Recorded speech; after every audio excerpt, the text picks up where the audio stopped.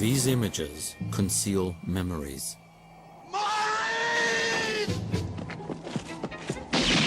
Beneath Hollywood's familiar stories lies a hidden history of persecution and murder, which haunted a small group of men, not American cowboys, but Jewish immigrants.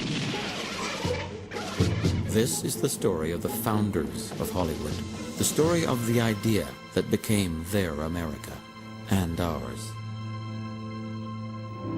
What is America to me? Modern America first saw light on a Hollywood screen. It was largely the product of 6 movie studios established in the 1920s and run for over 30 years by a group of Jewish immigrants. They had strikingly similar backgrounds. All of these men who founded Hollywood were born within a 500-mile radius of one another. And all of them wound up roughly within 15 miles of one another in Los Angeles. One could say that the American dream was really born in Eastern Europe.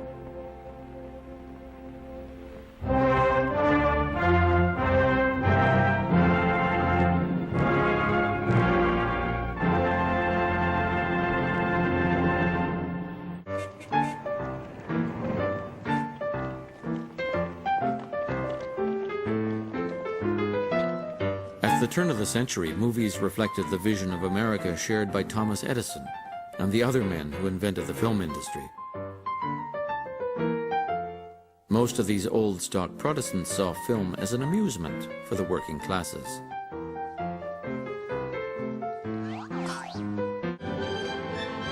Adolf Zucker believed that to attract the middle class, one had to change not just the theaters, but the films. Bypassing Edison, he imported from France this film, featuring a famous stage actress. He premiered it in a Broadway theater. Not wanting to depend on Europeans for quality films, Carl Laemmle and the other Jewish exhibitors began producing their own films.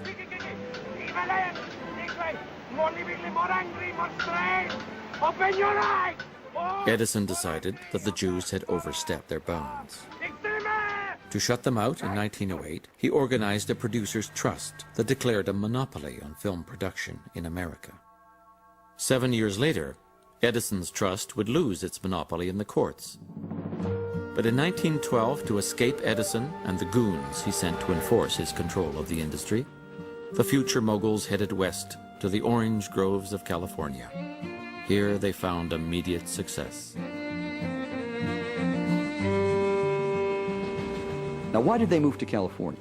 I believe that they went there because California was a raw social environment.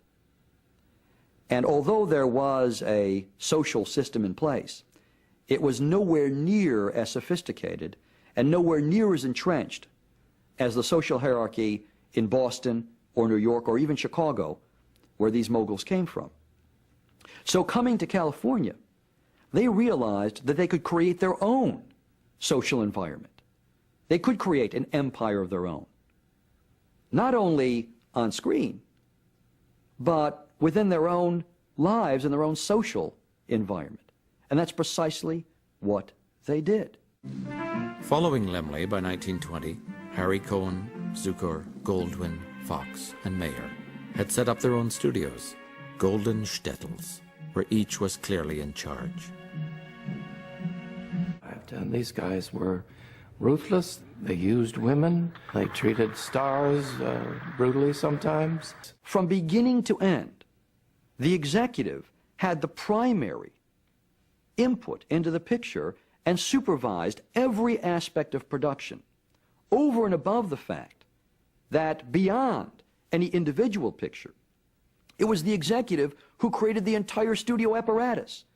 Every producer who worked there, every director who worked there, every writer who worked there, and every star who worked there was part of the larger system that was created by the Hollywood Jews. I'm not sure that there was an, quote, American dream before the Jews came to Hollywood and invented it. What you had was a westward movement, and you had the idea of freedom, But you didn't have what we have today, which is a popular culture that creates dreams. That's a dream factory. They created their own America, an America which is not the real America. It's their own version of the real America. But ultimately, this shadow America becomes so popular and so widely disseminated that its images and its values come to devour the real America. And so the grand irony of all of Hollywood is that Americans come to define themselves by the shadow America that was created by Eastern European Jewish immigrants who weren't admitted to the precincts of the real America. In the 1920s and 30s, movie houses became temples of the new Hollywood religion. Jewish values made kitsch. 75% of all Americans went to the movies at least once a week. This kind of movie-going was religious because it had to do with worship. It had to do with the screen being larger than you were, and you being in awe of what you were looking at, and feeling a certain reverence for it. And so there was, maybe you could say, a bogus spirituality, but it was a spirituality still that was believed in. Actors became the gods and goddesses of the new American religion. Innovation, getting cheerfully mobbed. It's frenzied friendship, frantic fandom. Here she comes, the star. And where there are new gods, there must be new idols. So the studio heads began a movie guild with the lofty title of the Academy of Motion Picture Arts and Sciences. It was Mayer's brilliant idea to create the Oscars, where the movie moguls could honor themselves by giving each other awards. In this way, they went from being a group of immigrant Jews to award-winning American producers. The whole notion that Hollywood pins itself on is intermarriage. The whole idea of inter-ethnic romance. Now, why do they do that? First of all, because love is a very democratic ideal. It knows no borders, it knows not riches, it knows not tradition, it knows simply the matters of the heart. In addition to that, when a Jew can marry a non-Jew, particularly part of the establishment culture, that's really a wonderful indication of how far up into society Jews have come. The Hollywood Jews may have wanted to marry into white America, but when it came to music, Jewish composers looked to black America. Harold Arlen, the son of a liturgical singer or cantor, became one of the foremost popularizers of the blues. Jews served as messengers, in essence, of black culture. They took it, they consumed it, they integrated it into their own cultural repertoire, and then introduced it to white America that was essentially willing to listen to Jews and to partake of what Jews had to offer in a way that they never would from blacks. One of the things that made American films so exportable is that anyone, anywhere could identify with so many of the themes of American movies, one of which was the idea of the outsider, which was a Jewish theme. Jews being outsiders, making films about outsiders. You see this even in monster pictures. I mean, King Kong. There's a film about, an outsider. And yet, it's the monster, if you want to call King Kong that, with whom the audience sympathizes.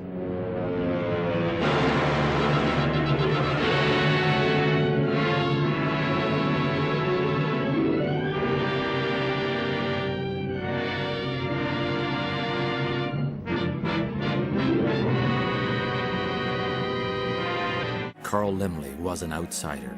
He resembled an elf. Not surprisingly, Universal's films often championed marginal beings who were persecuted like the Jews of Europe.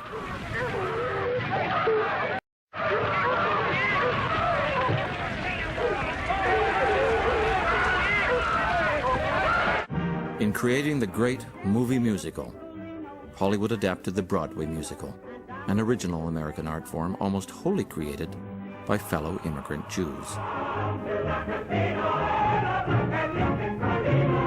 The music and lyrics were often based on classic stories, reinterpreted from a Jewish perspective. almost all of the writing pairs that have come to epitomize Broadway have been Jewish, whether it's Lerner and Loewe and Rodgers and Hammerstein, Jerome Kern. Almost all of them have been Jewish, with the exception, I think, of Cole Porter, really, here. And if you look at their plays, none of them, with the exception of Fiddler on the Roof, are about overtly Jewish themes, but all of them are about overtly Jewish concerns. So take a play like My Fair Lady. That's really about fitting in. Again. The rain in Spain stays mainly in the plain. I think she's got it. I think she's got it. The rain in Spain stays mainly in the plain. By George, she's got it. By George, she's got it. Irving Berlin did more than any composer to Americanize Jewish aspirations. Someday I'm going to murder the bugler. Someday they're going to find him dead. To understand Berlin is to understand the Hollywood moguls. Another cantor's son, he started life in the midst of pogroms. My life in bed. Oh, how I hate to get up in the morning. Oh, how I love to remain in bed. Berlin was a Russian immigrant who would go on to write the quintessential American songs. He's a kind of Cyrano de Bergerac.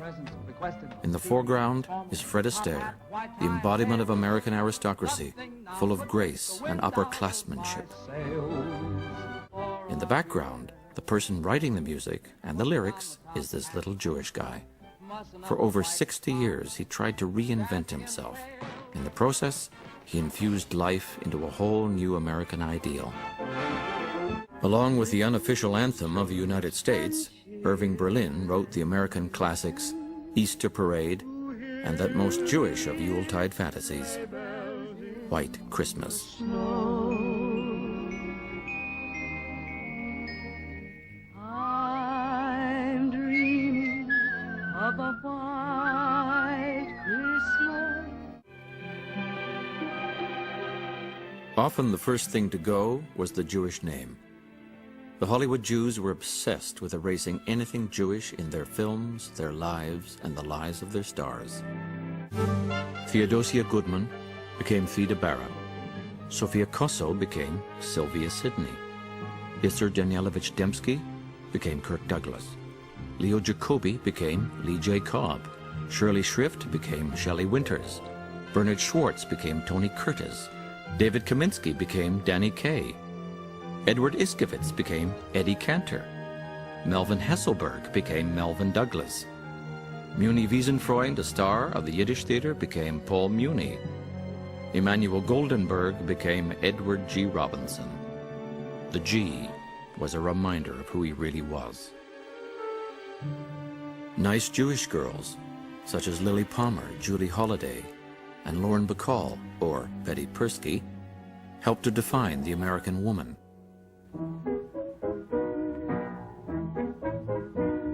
Not all the Jewish talent went to Hollywood to assimilate. There were over 50 non-Hollywood Yiddish films produced in New York before the Second World War. Trouble, trouble, wird Hecher breite. Da lebt das Theatersachen bei, es helft kein Weinen, kein Geschrei. Trouble hat größer in der Kleine. A jeder dreht sich Hand im Kuhn. These films were the flip side of the Hollywood movies. They parodied Hollywood's optimism and Fred Astaire's top hat gentility.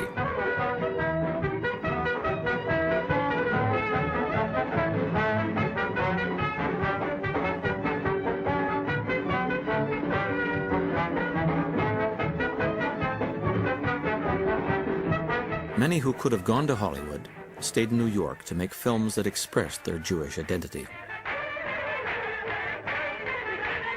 These films were shown to an audience which was almost entirely made up of immigrants and sometimes the children of immigrants, and these films, by and large, had a very, very different point of view than Hollywood movies. I mean, the Yiddish movies were kind of fighting a rearguard action to protect certain forms of Jewish cultural expression against the sort of overwhelming, seductive power of the larger American culture.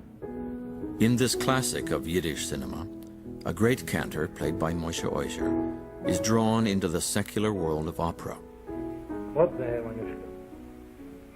On the night of his operatic debut, he learns of his son's death. Unable to perform, he returns to his synagogue to lead the high holiday prayers. Heartbroken, he dies. Here the attempt to reconcile Jewish and secular worlds ends tragically.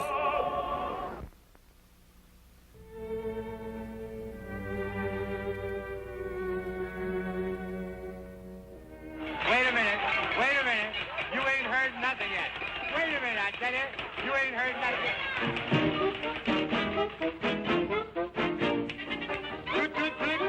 Goodbye. Don't cry. Warner Brothers' The Jazz Singer was a revolutionary silent film that broke into sound with each musical number. Here, as in the Yiddish film, a cantor's son, played by Al Jolson, who was in real life a cantor's son, has to choose between American fame and Jewish loyalty. At first, the cantor's son seems to choose Judaism.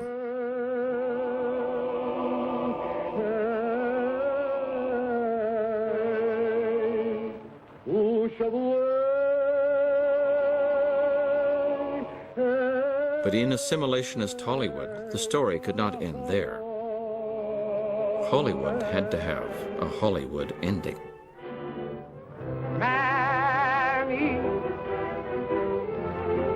Mammy, Mammy. Here, Dad and his old Jewish ways are dead, while the hero in American blackface sings triumphantly with his Gentile girlfriend waiting in the wings.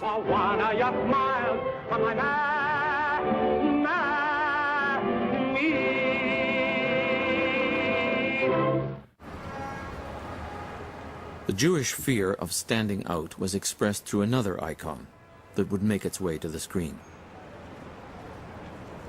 Superman was invented by two Jewish kids in the late 1930s, when there also was a worldwide upsurge in very frightening anti-Semitism. Superman is discovered like Moses in the bulrushes. He's an immigrant from another planet who comes to Earth. He has his identity as a mild-mannered intellectual, but really underneath he's the man of steel. I think that's a very suggestive Jewish fantasy. It's almost as if he's passing all the time. While the Jew felt like an alien in America, Superman was a real alien. This looks like a job for Superman. Yet incredibly, he is the only superhero who manages to keep his identity secret without wearing a mask. Only Jews could have created a story based on the premise that all one needs is a Gentile demeanor to hide in plain sight. You would have equal opportunity foxholes. If you go back and look at those movies, there was always one Jewish character who was never presented as Jewish, but he was Cohen or Schwartz from Brooklyn. There was always one black character, too. Wesley Epps, Private, 3rd Engineer Battalion. The American Army during the Second World War was not integrated except in Hollywood movies. And the Office of War Information was very eager to keep our enemies from making capital out of any sort of problems in America. So they didn't want movies that had any racial tensions of any sort. Corporal Jake Feingold, 4th Chemical Company, USA.